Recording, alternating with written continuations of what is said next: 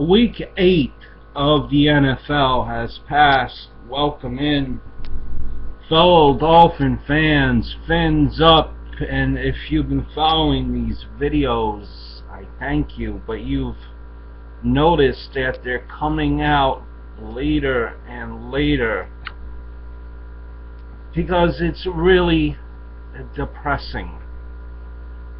It's the same song and dance that I go through, I mention here on YouTube every week when the Dolphins play.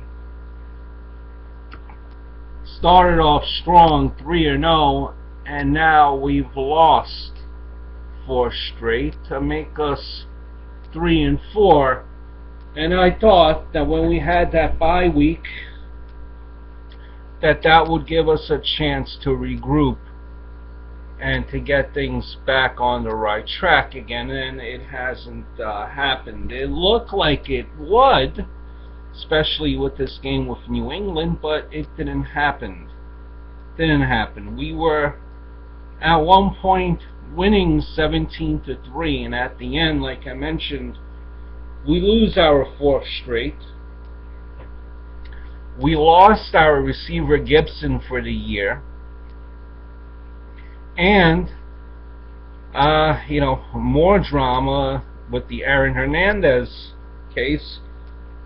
Pouncey has a subpoena to appear, on that case. Needless to say, Tannehill finished with 22 out of 42, 192 yards, 2 TDs, 2 interceptions. Miller, the running back for us, had 18 carries and 89 yards, and his longest run there was 18 yards. But a rundown of the game. I took some notes here. You had boos. The Boo Birds were booing Mr. Tom Brady at the end of the horrible first half. However, they gave plenty of reason for the fans to cheer in the second half.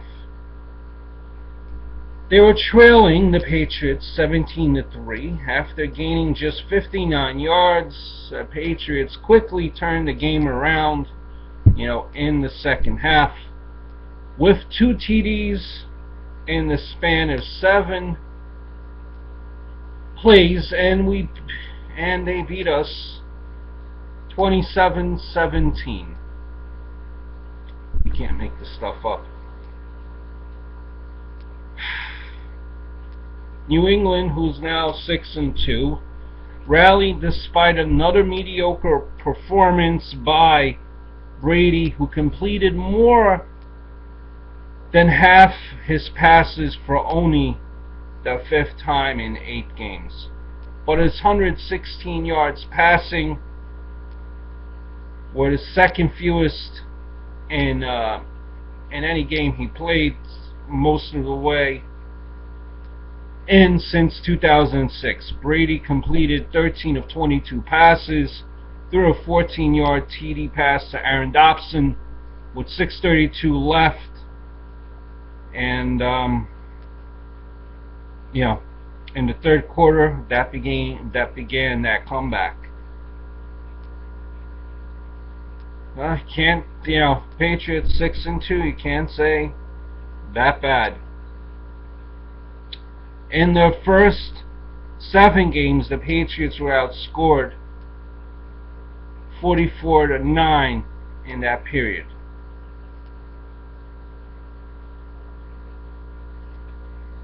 Again, I am at a loss of words. We lost our 4th straight. Mike Wallace, after the game, said in an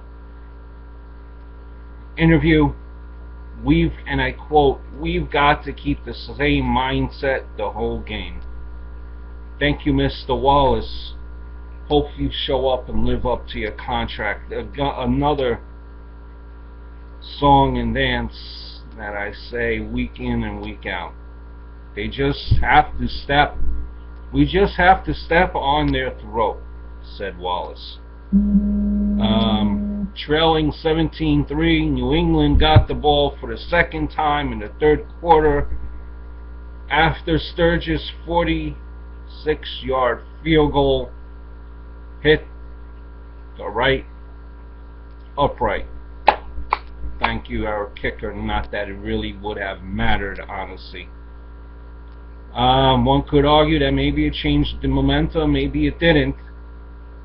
But that really honestly doesn't matter. Dolphins need to execute, and they need to score points, which they haven't. After that, the Patriots took over and scored on Brady's pass to Dobson. They regained possession 2 plays after a kickoff from Logan Ryan sacked Ryan Tannehill, forcing a fumble that Mr. Nikovic from the Patriots recovered at the 13. And that was one of 6 sacks against our quarterback Tannehill, who, has been sacked an NFL high 26 times. Where is our offensive line? Steve Gałkowski's 48-yard field goal made it 20-17 late in the third quarter, and that's about all I could say. Sayonara. The Patriots scored one more time on Stephen Ridley's 3-yard run. I'm at a loss of words. What will happen here for us? Where do we go from here? We have to have, obviously, better pass protection, first and foremost. That way our quarterback don't get killed on every play. I don't know, Dolphin fans. Needless to say, ugly game, disappointing to see where we are already at this point. But again, I keep on saying the same thing, the season is still young.